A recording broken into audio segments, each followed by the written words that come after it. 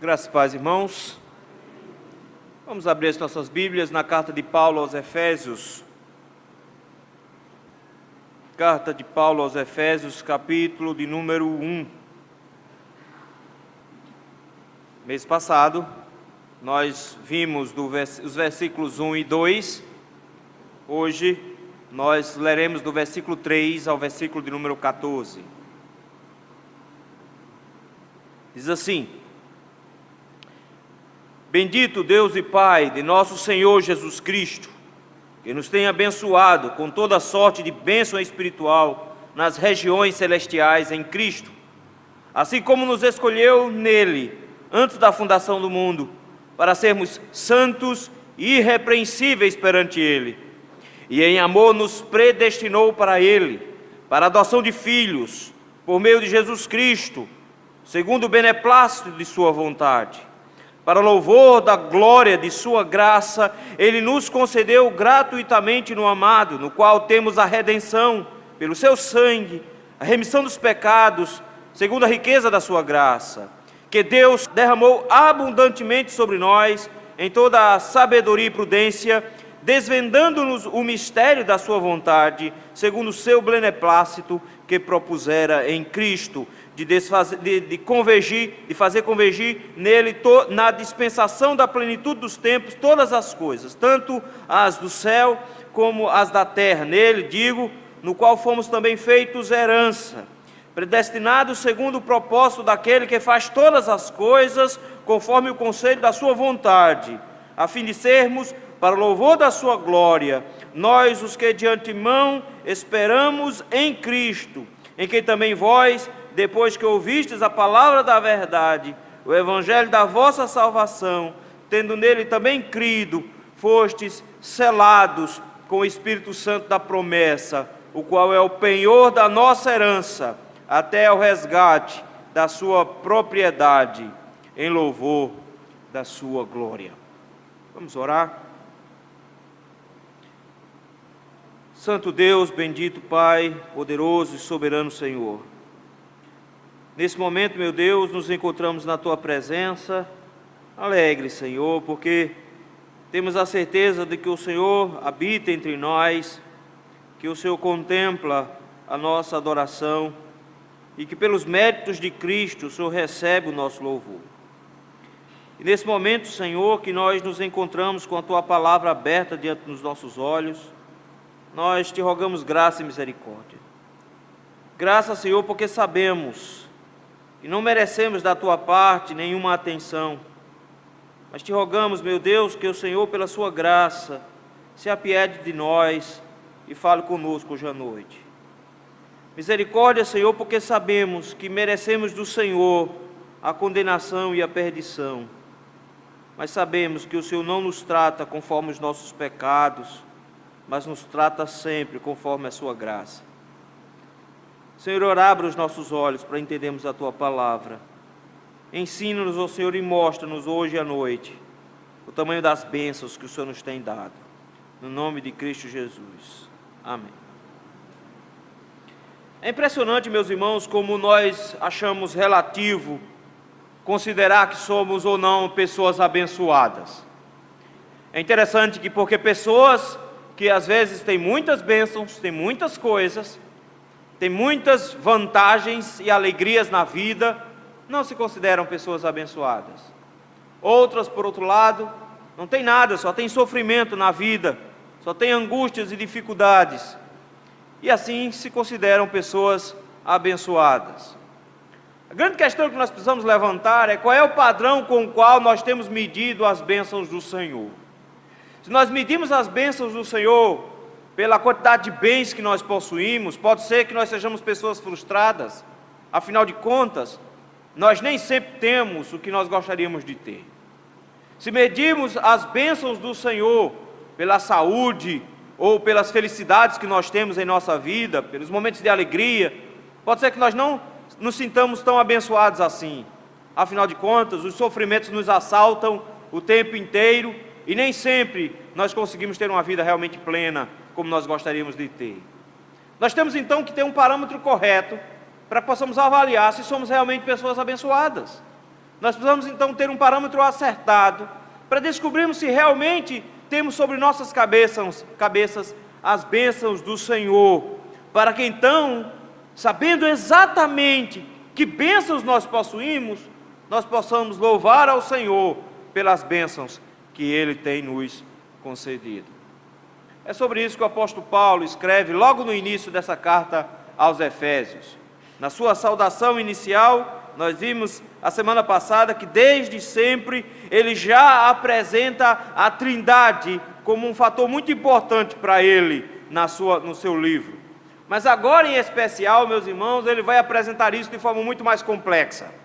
O texto do capítulo 1 da carta aos Efésios, ele pode ser dividido rapidamente em dois momentos. O primeiro momento, do versículo de 1 a 14, um momento de louvor e adoração ao Senhor.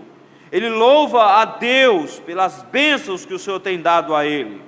O segundo momento, ele faz uma oração, a partir do versículo 15, nós vamos ver isso no mês que vem. Nesse primeiro momento, meus irmãos, ele contempla as bênçãos do Senhor. E ao contemplar a quantidade de bênção que ele tem da parte de Deus, ele louva ao Senhor, ele bendiz ao nome do Senhor. São pelo menos 12 versículos aqui ao todo. Mas em cada um desses momentos, meus irmãos, se os irmãos notaram, ele emenda um assunto no outro, de forma que do versículo 3 até o versículo 14, até de ler é difícil, porque não tem um único ponto em nenhuma dessas partes. No texto original, ele emenda uma palavra na outra, como quem não tem nem tempo para respirar. Paulo fala de uma tacada só, isso é uma sentença só. Do versículo 3 até o versículo 14, Paulo simplesmente expõe todo o seu pensamento, para nos mostrar que nós somos realmente pessoas abençoadas. Muitos já tentaram descrever essa maneira como o apóstolo Paulo faz aqui, nesse primeiro capítulo. Muitos comentaristas já chamaram dos mais diversos nomes, já disseram que era uma espécie de corrente de ouro, calendoscópio, bola de neve, já chamaram de uma inicial de uma ópera, como um voo de uma águia, já chamaram de muitas coisas, mas a ideia basicamente é tentar descrever como o apóstolo Paulo, em toda a complexidade do seu raciocínio, nos mostra as bênçãos do Senhor.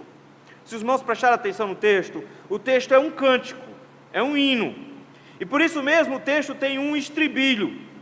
Ele dá algumas pausas por vezes, para nos mostrar esse estribilho. Se os irmãos forem no versículo número 6, ele diz, para o louvor da glória de sua graça. Se você for para o versículo 12, ele diz, a fim de sermos para o louvor da sua glória. Quando chega no final do versículo 14, ele diz, o qual é o penhor da nossa herança, até o resgate da sua propriedade, em louvor da sua glória. Em louvor da sua glória é a marcação que o apóstolo Paulo usa para transcorrer de um assunto para o outro, de forma que ele sempre usa esse refrão para mostrar esse intervalo entre uma coisa e outra. Muitos comentaristas, inclusive meus irmãos, lá na antiguidade, viam aqui a Trindade, viam em específico uma definição mais propriamente dita do credo apostólico e mais tarde do credo niceno, onde nos apresenta em primeiro lugar o Pai como aquele que elege os seus, o Filho como o Redentor amado, e o Espírito Santo como aquele selo que nos garante a salvação eterna. Deus Pai aqui é nos apresentado como a fonte primária de todas as bênçãos. Versículo 3, ele já começa dizendo, bendito Deus e Pai de nosso Senhor Jesus Cristo, que nos tem abençoado. Deus é a fonte das bênçãos, os homens não abençoam, você e eu não temos poder para abençoar. Quando nós pedimos aos nossos pais que nos abençoassem, eles sempre remetiam isso a Deus, dizendo, Deus te abençoe. É Deus que possui a palavra de bênção e é Deus que possui a palavra de maldição. Ele não deu isso aos homens, é Deus quem abençoa. E o apóstolo Paulo começa agora a descrever, a partir dessa perspectiva, várias bênçãos com as quais Deus e Pai nos abençoam. Mas eu quero que você note uma coisa. Ele começa dizendo que nós somos abençoados nas regiões celestiais em Cristo. Bendito Deus e Pai de nosso Senhor Jesus Cristo, que nos tem abençoado com toda sorte de bênçãos espirituais nas regiões celestiais em Cristo. Cristo, meus irmãos, é a grande base para Paulo em todo esse texto. Pelo menos 15 vezes ele faz referências a Jesus. Em todos os aspectos ele quer nos mostrar que Deus Pai nos abençoa, mas é por causa de Cristo que essa bênção é entregue a nós. Sem Cristo, nenhuma bênção de Deus Pai chega até nós. Em Cristo, todas as bênçãos que são disponibilizadas em Deus são distribuídas ao seu povo. De forma que ele começa a dizer aqui que um fator importante é que nós recebemos bênçãos espirituais por causa de Cristo. E eu quero que você note bem isso. O povo de Deus é reconhecido então por bênçãos, mas não bênçãos materiais. O povo de Cristo é reconhecido por bênçãos espirituais nas regiões celestes. Na área de atuação do Senhor, no lugar onde Ele governa, nas esferas da sua autoridade, o povo de Deus é abençoado espiritualmente. Como funcionam essas bênçãos? Funcionam desde a nossa eleição, no versículo número 4, passando pela nossa redenção, versículo número 7, chegando até a nossa confirmação, a partir do versículo número 13. O Senhor tem nos abençoado, e bênçãos têm sido derramadas sobre a igreja do Senhor. De forma que eu gostaria de olhar para esse texto, pela mesma perspectiva do credo niceno, e olhar para esse texto, meus irmãos, buscando as bênçãos espirituais que o Senhor nos tem dado, não buscando-as isoladamente, mas buscando-as olhando para cada uma das pessoas da Trindade. As bênçãos com as quais nós somos abençoados. Quais são essas bênçãos? Em primeiro lugar, versículos de 4 a 6, as bênçãos do Pai. Pelo menos duas bênçãos nos são mostradas em relação ao Pai.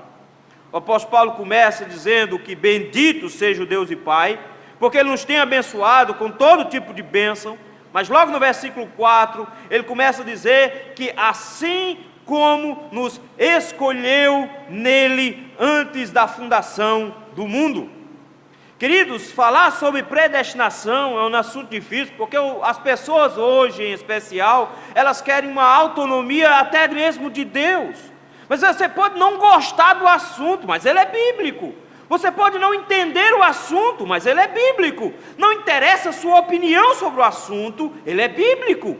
E a primeira coisa, a primeira bênção que o apóstolo Paulo diz que Deus Pai nos concede, é que Ele nos escolheu. Agora, alguns fatores precisam ser observados aqui, porque o apóstolo Paulo disse que Ele nos escolheu antes da fundação do mundo. Isso aqui é importante, queridos, porque o que ele quer dizer é que as coisas da nossa salvação aconteceram ainda fora do tempo.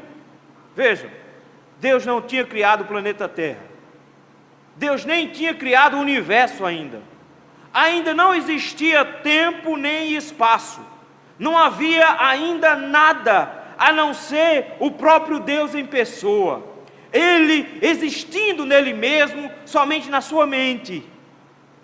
E o texto nos diz que é lá, quando nada ainda existia, quando nada havia, quando tudo ainda estava para ser formado, Ele lá já tinha nos escolhido. Queridos, isso é importante, porque em primeiro lugar isso nos mostra que definitivamente não existe nenhum mérito em nós. E o tempo inteiro, queridos, a forma como o apóstolo Paulo escreve nos mostra de que não foi algo que você fez, porque afinal de contas, nem o planeta Terra existia ainda, o universo ainda não tinha sido criado, e Deus já tinha decidido, Deus já tinha escolhido os seus. Não é mérito nosso, não foi uma coisa que eu fiz, não foi algo que eu disse, não foi algo que Deus previu, foi uma decisão soberana dEle. Ele não viu nada no futuro, Ele simplesmente criou o futuro a partir dessas decisões dEle. Tudo passa a existir a partir das decisões dEle. Mas eu quero que você note uma coisa: você não foi escolhido simplesmente porque Ele gostou de você, porque Ele te amou. Olha aqui, versículo número 4, ele diz: porque assim como nos escolheu nele. Nós fomos escolhidos, meus irmãos, por causa de Cristo. Nós fomos escolhidos em Cristo. Em todo tempo o texto vai nos fazer essa referência, de forma que nós somos escolhidos por causa de Cristo. É na pessoa de Jesus Cristo que nós somos escolhidos. Não são os meus méritos, mas note que existe um acordo dentro da própria Trindade, onde o Pai e o Filho se unem. O Pai escolhe, mas a sua escolha está baseada na união dessas pessoas com Cristo. Nós fomos unidos a Cristo antes da fundação do mundo, para sermos escolhidos por Deus para um relacionamento profundo. Quem nós éramos? Ímpios, culpados. É isso que nós nos tornamos, mas mesmo assim Ele nos escolhe. O texto nos diz: nos escolheu para sermos santos e irrepreensíveis perante Ele. Isso aqui é uma coisa importante, que as pessoas acham, em segundo lugar, que é um privilégio ter sido eleito, mas parece que o texto nos mostra que é uma responsabilidade ter sido eleito. Não existe eleito cuja vida está sendo chamuscada na lama do inferno que o mundo proporciona. Não existe eleito que esteja se deleitando em meio aos seus próprios pecados. Porque uma vez eleitos, nós somos resgatados do império das trevas. E o texto nos diz que nós somos eleitos para uma finalidade. O motivo pelo qual nós somos escolhidos pelo Senhor é para sermos santos e irrepreensíveis. Foi para isso que nós fomos escolhidos. Fomos escolhidos pelo Senhor para manifestar a santidade, para manifestar uma vida íntegra. Então, queridos, de contrário a isso, se eu não manifesto uma vida santa, se eu não manifesto uma vida irrepreensível, eu devo questionar se antes do mundo eu fui eleito. Porque todos os que foram eleitos, o texto nos diz, eles foram eleitos com um propósito, o propósito de santidade. Só que por que Deus iria, meus irmãos, nos escolher, se Ele sabia que logo em seguida, quando Ele criasse Adão e Eva iam cair, eles iriam corromper-se, e nessa corrupção, eles iriam ser destruídos nos seus pecados. Por que Deus permite essa história acontecer nesse processo? John Stott nos dá uma dica. Ele diz que quando as pessoas começam a nos perguntar assim, por que é que Deus, de forma especulativa, eles perguntam, por que é que Deus continuou com a criação, quando Ele sabia que ela seria seguida da queda? A resposta que Ele diz que nós deveríamos dar, é que Deus nos deu uma dignidade mais alta que a própria criação. Isso nos leva à segunda bênção do nosso Pai. Ele não só nos escolheu para sermos santos, Ele nos escolheu para sermos adotados. Ele queria que nós fôssemos mais do que criaturas, Ele queria que nós fôssemos filhos. Por isso Ele diz que graças a Deus Pai, porque em Cristo nós recebemos a bênção da eleição, versículo 4, para podermos viver vida santa. E versículo 5 ele diz, e nos predestinou para Ele. Ele nos escolheu para Ele, para a adoção de filhos. Notem, meus irmãos, que o Senhor quer muito mais do que simplesmente ter uma relação criador-criatura. Quando Ele nos escolheu, Ele tinha um alvo muito específico. Ele queria nos tornar filhos. E nesse ato, quero que os irmãos prestem atenção, que o texto nos diz que Ele escolheu-nos para que dele nós pertencêssemos, não só como criação, mas como filhos adotados. O conceito que ele traz aqui, meus irmãos, é um conceito romano de adoção, onde o nosso Pai nos concede todos os direitos que o filho legítimo possui. Isso aqui é que é mais incrível, porque Ele sabia da queda, Ele sabia da nossa vida, Ele sabia dos nossos pecados, Ele conhecia a nossa história, Mas mesmo assim, ao nos escolher, Ele nos escolheu com a finalidade de sermos adotados. Nós, o que antes éramos inimigos do Senhor, somos incluídos agora em sua família. Agora eu quero que você notem, por meio de Jesus Cristo. Qual é o caminho para a adoção? Qual é o caminho pelo qual nós nos tornamos filhos de Deus? Nós nos tornamos filhos de Deus por causa do seu Filho unigênito. É por meio dele, é por meio de Jesus. Eu quero que você note que as bênçãos de Deus Pai, as duas que nós vimos até agora, têm base plena em Jesus. Primeiro ele disse, Ele nos escolheu antes da fundação do mundo, mas nos escolheu nele, em Jesus, nos méritos de Jesus. Mas logo em seguida ele diz, Ele nos adotou para Ele, mas Ele nos adotou por meio de Jesus Cristo também, de forma que nós somos abençoados agora com o fato de que nós temos nossa história modificada, transformada por causa da ação regeneradora de Jesus Cristo. Os planos de Deus Pai são os melhores possíveis para nós, mas em Jesus Cristo esses planos foram concretizados. É por isso mesmo que ele diz, nós agora temos confiança, porque afinal de contas, tivemos nossa dívida paga. A nossa filiação com Deus nos traz privilégios incríveis, responsabilidades incríveis, mas de alguma forma Ele nos diz, Deus nos abençoou, de forma que segundo o beneplácito da sua vontade, para o louvor da sua glória, que Ele nos concedeu gratuitamente no amado. A ideia dele é de, segundo o seu propósito, segundo a sua vontade, que Ele nos concedeu em Jesus Cristo, naquele que o amou da sua alma. Por que é que você foi escolhido? Porque Deus viu Cristo em você. Por que é que você foi adotado? Porque Deus viu Cristo em você. Porque Ele mantém todos esses propósitos por toda a eternidade? Porque Cristo permanece e permanecerá sempre em você. Queridos, é impressionante quando nós olhamos para essas duas bênçãos, nós nos lembrarmos de que nós somos abençoados mais do que qualquer um outro. O Senhor pensou em nós antes de criar qualquer coisa. O Senhor nos escolheu antes de criar qualquer coisa. Nada no universo veio a existir antes dele pensar em você, antes dele escolher você por causa de Jesus. E não só isso, antes dele decidir que você seria parte integrante da família dele, com a anuência de Jesus. Eu sei que pode parecer um clichê, mas por causa de Cristo, nós nos tornamos irmãos de Jesus. Nós somos os irmãos dele, dentro da mesma casa, herdeiro das mesmas bênçãos, usufruindo dos mesmos privilégios. É em Cristo que nós somos abençoados. Isso nos leva, meus irmãos, então, a essa segunda bênção.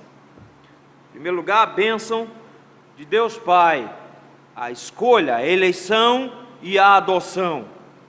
Em segundo lugar, as bênçãos do Filho. E temos, pelo menos, segundo o apóstolo Paulo, 3 bênçãos logo de cara aqui. Versículo 7, ele nos diz que nós temos a redenção em Cristo. O Senhor nos concedeu gratuitamente para o louvor da sua graça. Ele nos concedeu o beneplácito da sua vontade, o propósito da sua vontade. Ele nos escolheu e nos adotou antes da fundação do mundo, e sua vontade agora se concretiza nesse beneplácito da sua vontade, se concretiza quando Ele nos concede essas graças gratuitamente em Cristo. E aí versículo 7 ele diz, no qual em Cristo temos a redenção pelo seu sangue. Redenção, meus irmãos, é uma coisa que a gente às vezes precisa saber um pouquinho mais, porque redimir, queridos, é muito mais do que simplesmente um perdão. Redimir tem a ver com o fato de que nós éramos escravos, presos, acorrentados aos nossos pecados, mas o Senhor nos pagou o preço e nos deu a libertação. Foi isso que o Senhor fez.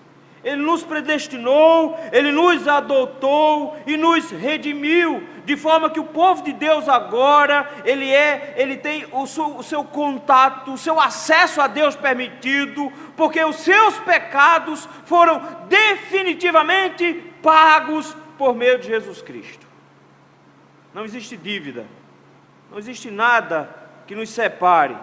É por isso que ele diz: nós temos a redenção pelo seu sangue, a remissão dos pecados, segundo a riqueza da sua graça. A graça do Senhor, meus irmãos, na pessoa de Jesus Cristo, nos garantiu a remissão dos nossos pecados. Na cruz do Calvário, todo escrito de dívida que havia contra nós foi definitivamente rasgada.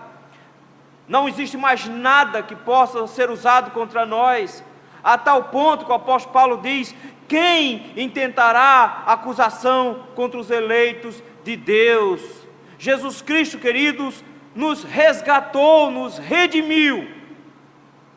Mas não só isso, o texto nos diz que em Cristo nós temos a redenção pelo seu sangue, a remissão dos pecados segundo a riqueza da sua graça, que Deus derramou abundantemente sobre nós em toda a sabedoria e prudência, desvendando-nos o mistério da sua vontade. Deus derrama sobre nós a sua graça por meio da remissão dos nossos pecados no sangue de Jesus Cristo. Faz isso de forma abundante, porque onde abundou o pecado, superabundou a graça. Mas ele faz mais do que isso. Versículo 9 ele diz: ele nos revela todo esse mistério da parte de Deus.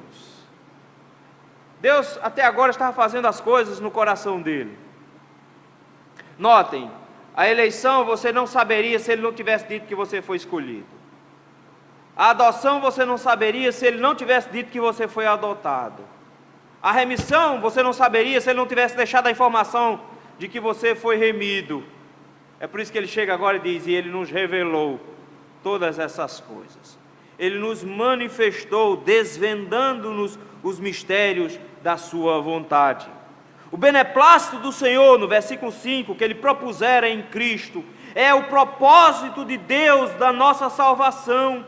E esse propósito de Deus para a nossa salvação não está escondido, pelo contrário, foi a nós revelado, para que nós descobríssemos toda a complexidade que envolve a obra de Jesus Cristo, de forma que não está nada em nós escondido, nem para nós escondido. O Senhor mostrou exatamente o que Ele fez, o que Ele está fazendo e o que Ele fará no futuro.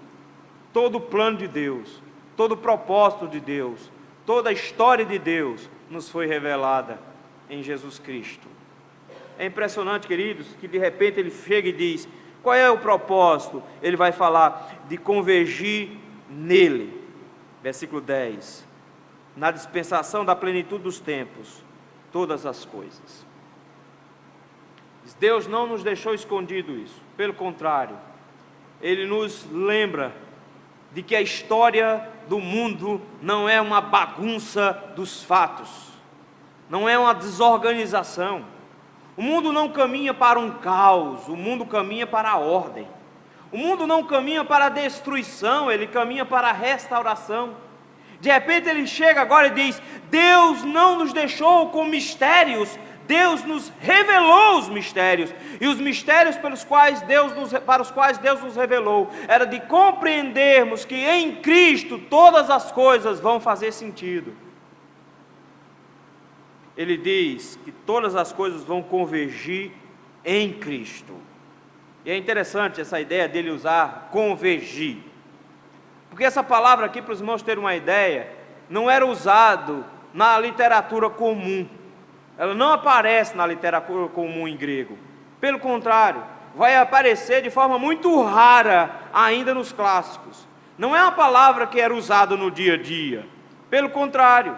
Aí você pode pensar assim: se era uma palavra tão difícil assim, então eles não entenderam. Não, porque o que eles faziam era desmembrar as palavras para entender o significado das palavras. Ele está dizendo que tudo vai resumir-se em Cristo. tudo vai apontar para Cristo, e tudo vai ter sua finalidade em Cristo, tudo vai se encaminhar para Ele. Ele é o resumo de todas as coisas, Ele vai reunir todas as coisas nele, de forma que tudo começou nele, foi feito para Ele, e vai voltar para Ele no final, porque por meio dele são todas as coisas. Olha que plano magnífico o Senhor nos revela hoje. Ele nos diz que o Senhor tem um plano de fazer com que todas as coisas venham para a mão de Jesus no final. O Senhor tem um plano de guardar todas as coisas na plenitude dos tempos, versículo 10. Tanto as coisas do céu como as da terra, tudo vai se reunir, se juntar ao povo de Deus, na pessoa de Jesus Cristo. Esse é o plano de Deus, unir tudo debaixo de Jesus. Jesus disse: toda autoridade me foi dada no céu e na terra. Mas vai chegar um dia em que todos os reinos rebeldes que ainda existem serão convergidos debaixo da autoridade dele, e ele vai colocar todas as coisas no seu devido lugar. A terra será plenamente restaurada, os inimigos finalmente plenamente vencidos, e no final das contas tudo irá submeter a Jesus. E aí o apóstolo Paulo diz que todo olho o verá, e toda língua confessará que Jesus Cristo é Senhor.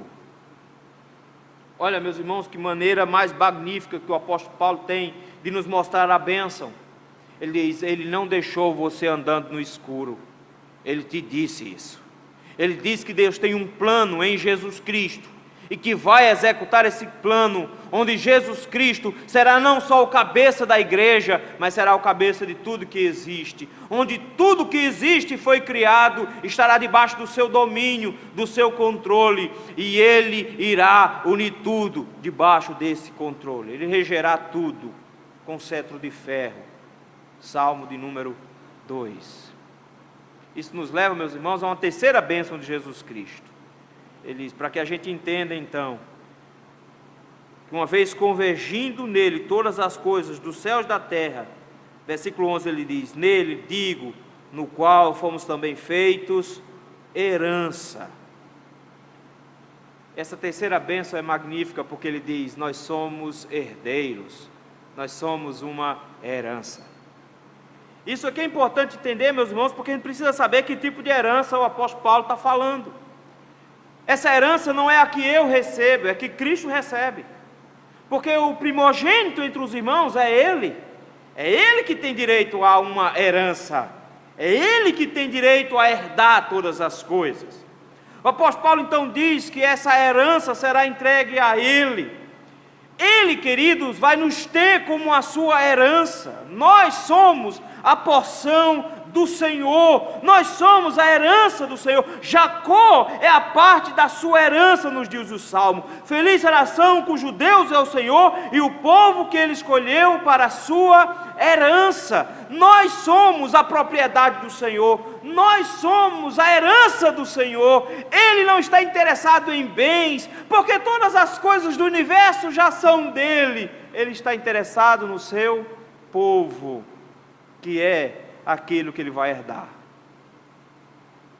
Olha que coisa incrível, meus irmãos. Paulo diz: em Cristo, nele, nós somos feitos herança, predestinados segundo o propósito daquele que faz todas as coisas conforme o conselho da sua vontade.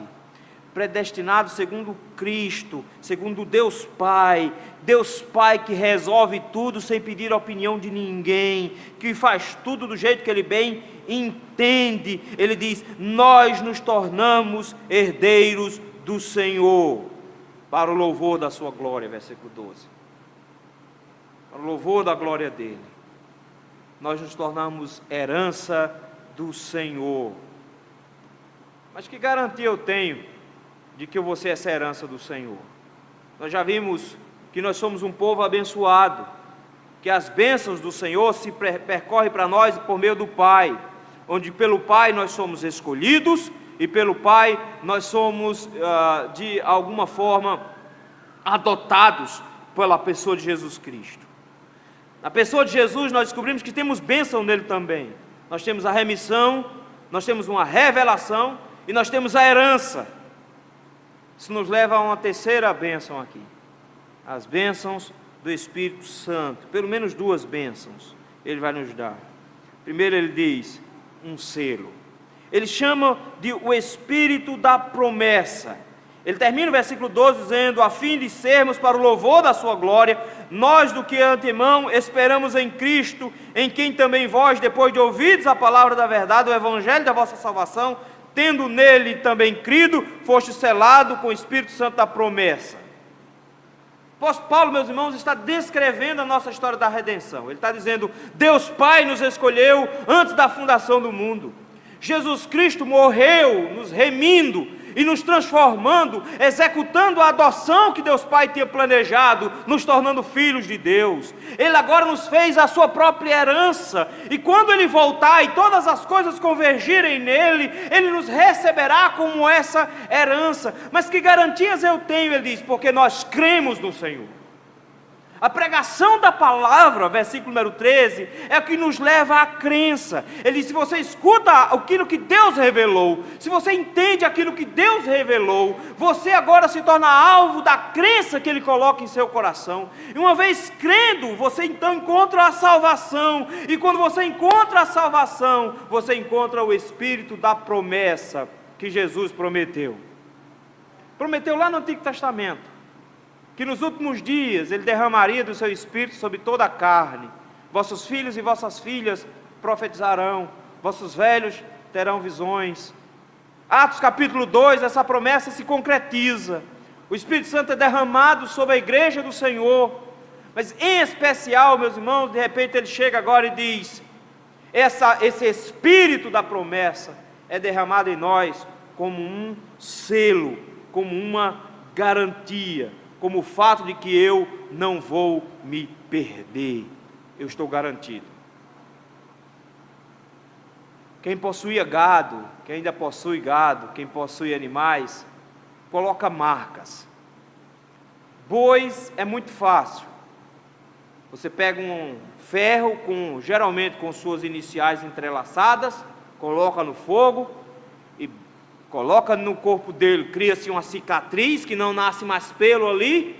Onde esse boi passar, todo mundo sabe, esse boi é de fulano, porque aqui está a marca de fulano no boi, pertence a ele.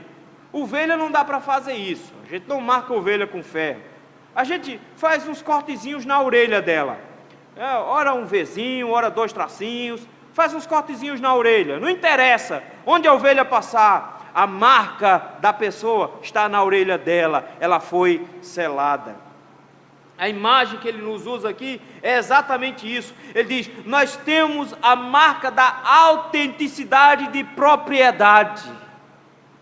O Espírito Santo, meus irmãos, veio para dizer, esse povo pertence a Deus e Ele não pode perdê-los, Ele não vai perdê-los. Nós somos a herança porque nós somos a propriedade exclusiva de Deus. E o Espírito Santo foi colocado em todos os crentes exatamente para mostrar para todos de que nós temos a marca de Jesus Cristo. Os crentes ficam tudo com medo da marca da besta. Jesus, o 666. Vai vir um chip aí. Já começou. Bolsonaro já disse que todos os documentos vão resumir ao CPF. Pronto, já está aí. É um número. Está vendo? Só falta dizer que o número vai ser tatuado na testa. Pronto, acabou-se. Está aí a marca da besta. Quando você acredita nisso, o besta é você. Porque na verdade, meus irmãos, se você for olhar para o Apocalipse, você vai descobrir uma coisa. Que é Deus quem marca os seus eleitos. É Deus que marca os seus eleitos. O texto nos diz que Ele coloca um novo nome. Porque essa pessoa é uma nova criatura, e Ele marca na cabeça, na testa e na mão, nos marca com o seu número, nos marca com o seu nome, o selo da promessa, o Espírito Santo, nos torna propriedade exclusiva de Deus, e aquele que o Pai me dá, disse Jesus, ninguém arrebata da minha mão. Quem tem o selo do Espírito Santo não precisa ficar com medo de selo de besta, coisíssima nenhuma. Porque Satanás, o bicho é cabuloso mesmo. O texto nos diz que ele pega o resto. Quem não tem o selo do Senhor, quem não tem a marca do Senhor, os que sobraram, o que Deus não quis, aí ele pega e diz: vou dar um selo também. Ele não escolheu ninguém, ele só pegou os que Deus não queria. Os que Deus quer, ele coloca um selo bem grande na testa. Os que ele não quer, Satanás, tá bom, eu vou botar um selo também. E coloca nas suas mentes o pensar como se pensa em Satanás. E coloca em suas mãos o agir como age Satanás. E eles vivem como herdeiros da grande meretriz. Vivem na cidade da Babilônia. Vivem como Satanás viveria. Mas não são os eleitos de Deus que correm o risco de serem marcados. É só quem não já foi marcado pelo selo da promessa que está correndo o risco. Porque quem tem o selo de Jesus Cristo, do Espírito Santo, não se perde. As ovelhas do Senhor têm uma marca na orelha que identifica em todo canto, dizendo: essa pertence a Jesus. E a marca é o Espírito Santo. É por isso que os crentes não precisam ficar esperando uma segunda bênção, falar em língua ou coisa do tipo. Os crentes não precisam ficar esperando manifestações especiais para que eles saibam que é um eleito de Deus. Porque eles ficam achando que tem um bocado de crentes diferentes. Tem um crente que está no processo, porque a burocracia do céu é grande, e tem um outro crente que já recebeu o Espírito Santo e esse já foi selado. Meu irmão, não existe esse processo. O que a Bíblia nos ensina é que no momento que a pregação da palavra, versículo 13, vocês ouviram a palavra, vocês creram na palavra, na pregação, vocês ouviram o Evangelho, vocês creram no Evangelho, vocês foram selados pelo Espírito. Qual é a prova de que eu fui selado? Eu criei. Não falou em línguas, não profetizou, não viu anjo, não sentiu coisas. A marca do Espírito Santo em nós é a fé, é a crença na palavra de Deus, é a crença no Evangelho de Jesus Cristo. Ele diz: vocês foram selados. Mas não só isso. Versículo 14 ele diz: o qual é o penhor da nossa herança. É impressionante porque ele já disse que nós somos a herança. Isso foi o que Jesus conquistou. Ele conquistou a sua herança, o seu povo é a sua herança. Mas ele ainda não recebeu toda a sua herança, porque ele receberá a sua herança na plenitude dos tempos, quando todas as coisas convergirem para ele. Ah, pastor, então novamente eu fiquei agora assustado, pode ser que não esteja garantido as coisas. Ah não, queridos, ele nos deu duas garantias. Primeira garantia, ele colocou uma marca em seu povo. O seu povo tem o seu Espírito Santo, eles foram selados. Mas ele nos deu uma segunda marca, ele nos deu o seu penhor. A gente usa a expressão penhor, geralmente quando a gente está precisando de dinheiro. E aí, meu Deus do céu, até as alianças vão-se embora. Procura um ourives, alguém assim, uma casa de penhores, coloca as joias lá, o camarada te dá dinheiro, te dá um prazo para você voltar com o dinheiro para recomprar a sua joia. Se você não for, ele vende para outro e repassa o seu bem. Mas a ideia aqui é diferente. A ideia de penhor aqui, na verdade, era uma espécie de assinatura inicial, de pagamento inicial. É mais ou menos o seguinte: vai comprar um carro, e eu acho muito difícil que aqui alguém comprou o carro à vista. Geralmente a gente fica pendurado e fica devendo o banco por um bocado de dia. Mas você tem que dar uma entrada. E você chega lá e o cara diz: não, a entrada é de tanto, a entrada é de tanto. Não, não se preocupe, não importa o tamanho da entrada, você vai pagar 2 carros. Então, o importante é dar uma entrada. Ele diz: não, a entrada é de 10, 20, 30%, 50%, você dá a entrada. No momento que você dá a entrada, o carro já vai sair para o seu nome. Mas você vai ficar pagando. Mas adivinha quem vai ficar usando o carro enquanto você termina de pagar? É você. Porque em todas as contas o carro já pertence a você. Você já pagou a primeira parcela. Você já pagou uma boa entrada. A gente faz isso um bocado de coisa. Até com geladeira a gente faz isso. Não é? Bota a primeira parcela e bota o resto em 10, 24 prestações. O que ele está dizendo é: ele já pagou a entrada. A garantia, meus irmãos, que nós temos é que o Espírito Santo é o nosso penhor. Ele foi a entrada. Ele já nos deu a certeza de que a compra está realizada, o contrato já está feito, já dei a primeira parcela. Ele diz: o bem já me pertence, a única coisa que está faltando é completar-se o prazo para eu vir buscar o resto. Tudo já está contratado. A ideia que ele nos coloca aqui de repente é de que eu não preciso me preocupar, porque a herança do Senhor já está contratada. Ele já nos pagou a primeira parcela. Eu já pertenço a Ele, eu já sou dele. Não preciso ficar assustado. Ele é o penhor da nossa herança. O que é que eu preciso ficar esperando? Ele diz: esperando o dia que o Senhor vai vir resgatar o resto, versículo número 14, até o resgate da sua propriedade, até o dia que Ele vai voltar e vai nos pegar completamente para Ele. Ele vai resgatar-nos plenamente, vai pagar todo o restante da dívida e nós seremos então resgatados. Ele é o penhor da nossa herança. Mas eu quero que vocês prestem atenção. Ele termina sempre dizendo: para o louvor da sua glória.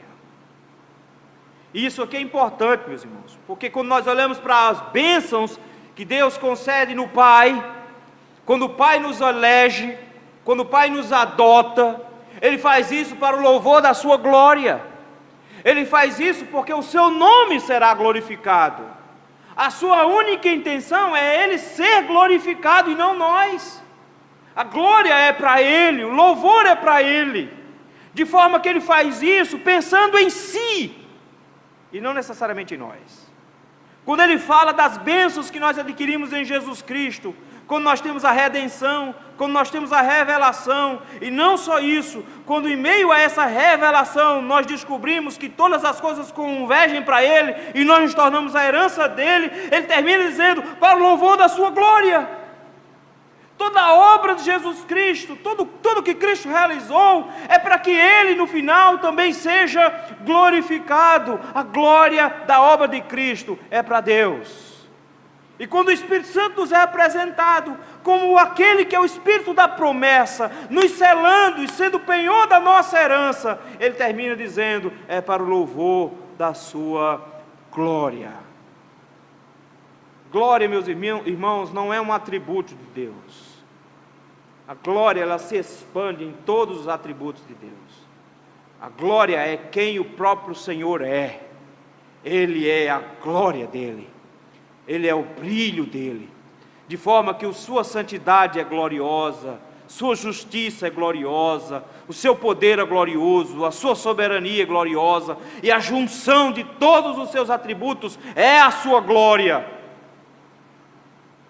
Ele diz no final: Ele faz tudo pensando na sua própria glória.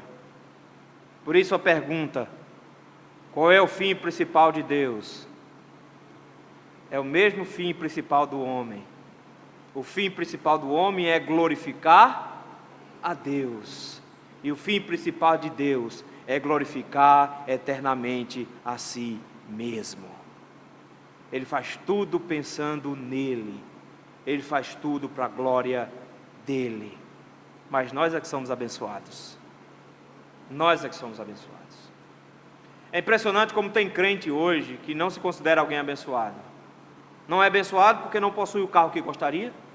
Não é abençoado porque não possui a casa que gostaria. Não é abençoado porque não possui a saúde, a beleza, a força que gostaria. Não se considera abençoado porque não possui as felicidades que gostaria.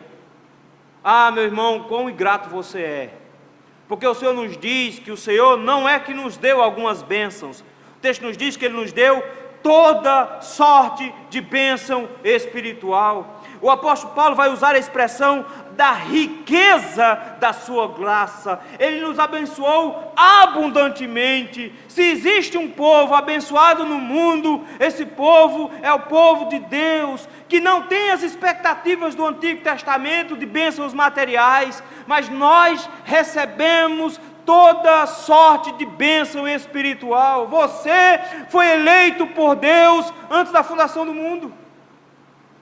O Senhor te escolheu para a sua salvação antes da fundação do mundo. Ele pensou em você, Ele lembrou do seu nome, Ele escreveu a sua história antes de criar o mundo. Antes de qualquer coisa, o Senhor reservou você para que você não fosse para o inferno. Não só isso, Ele adotou você. Ele tem um plano muito maior para você. Porque as suas criaturas que não lhe obedecem, Ele vai mandar para o inferno. Mas você Ele traz para dentro de casa e transforma num filho legítimo e herdeiro de todas as coisas. Sabe de quem vai ser o sol? É nosso. A Via Láctea vai ser nossa.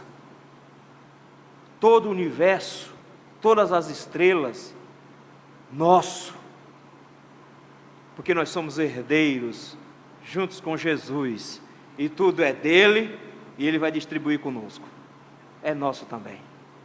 E Ele fez isso antes da fundação do mundo, de forma que no final das contas, Ele chega e diz: eu ainda te conto isso, para você ser feliz agora.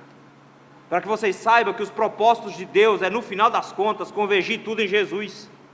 Que no final das contas a história não está se encaminhando para o caos, ela está se encaminhando para a chegada de Jesus Cristo, que vai colocar ordem nessa bagunça. O Senhor irá reinar pleno sobre toda a criação, e sua igreja, cada um de nós, estaremos juntos como a sua herança. Como a sua herança. Nós somos remidos pelo sangue de Jesus Cristo. Fomos lavados, perdoados no sangue de Jesus. Nós somos transformados na pessoa de Cristo. Nós somos redimidos por Ele. Ele nos deu o beneplácito da sua vontade, nos instruiu sobre isso. E no final das contas, em meio a todo esse processo, Ele nos transformou na sua herança. Nós somos o que Deus tem de mais precioso em Jesus Cristo. É por isso que Ele nos chama da menina dos seus olhos. O povo de Deus é o que Deus tem como herança. Você acha que Ele está preocupado com as coisas que Ele criou, com planetas, com passarinho, com mico-leão dourado sendo extinto, com tartaruga de Galápagos? Meu filho, a herança dele é o seu povo. É com esse povo que Ele tem compromisso. Toda a criação não é nada diante da igreja de Cristo. Nós somos a herança. E Ele nos deu uma bênção magnífica. O próprio Espírito Santo foi colocado em nosso coração no dia que nós cremos no Evangelho. No dia que nós cremos na palavra do Senhor, o Espírito Santo da promessa foi colocado em nosso coração como um selo, como uma marca, de forma que você não pode ter dúvida, você jamais será esquecido pelo Senhor na sua salvação, você jamais será perdido. Esse negócio de que fica soldado para trás do exército do Senhor é balela. O Senhor levará todos eles, Ele nos garantiu isso. Nós fomos selados pelo Espírito Santo da promessa. Ele já deu o seu penhor. Não tem como Ele levar prejuízo nesse processo. Ele vai vir nos buscar e nos resgatar plenamente, porque nós já somos dele. E um belo dia Ele virá para tomar posse da sua herança, para tomar posse definitiva da sua igreja. Nós somos um povo abençoado, meus irmãos.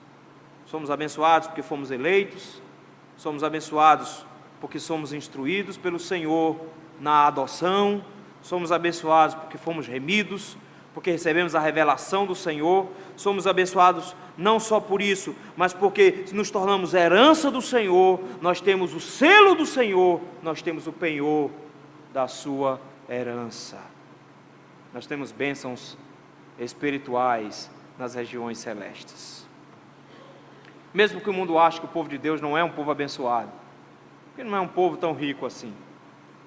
Mesmo que o mundo ache que o povo de Deus não é um povo abençoado, porque é um povo que sofre.